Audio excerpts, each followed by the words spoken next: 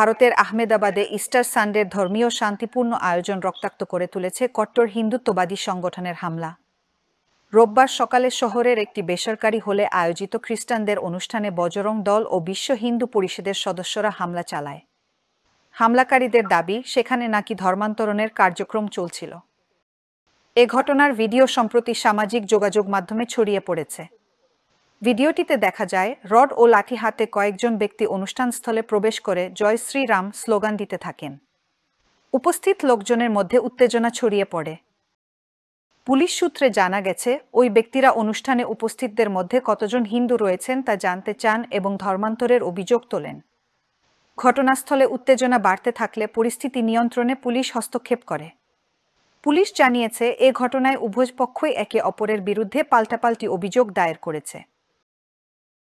ওধব থানার পরিদর্শক PN জিঞ্জু ভাদিয়া জানান, ওধব এলাকায় সকালবেলা প্রায় 100 জন খ্রিস্টান ধর্মানুসারী অনুষ্ঠানে অংশ নিচ্ছিলেন। তখনই হামলার ঘটনা ঘটে।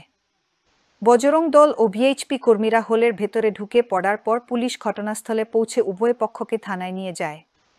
পরিদর্শক জানান, স্থানীয় বজরং দল সদস্য দর্শন যোশী ধর্মান্তর সংক্রান্ত অভিযোগ দায়ের করেছেন। তবে ঘটনাস্থলে কোনো ধর্মান্তরের প্রমাণ পাওয়া যায়নি বলেও জানান তিনি। অন্যদিকে খ্রিস্টান সম্প্রদায়ের পক্ষ থেকে এমানুয়েল আমজদাস নামে একজন 10 থেকে 15 জন অজ্ঞাত যুবকের বিরুদ্ধে অভিযোগ করেছেন, যারা হলের ভেতরে জোরপূর্বক প্রবেশ করেছিল। উভয় পক্ষের অভিযোগ তদন্ত করে যথাযথ ব্যবস্থা নেওয়া হবে বলেও জানান তিনি।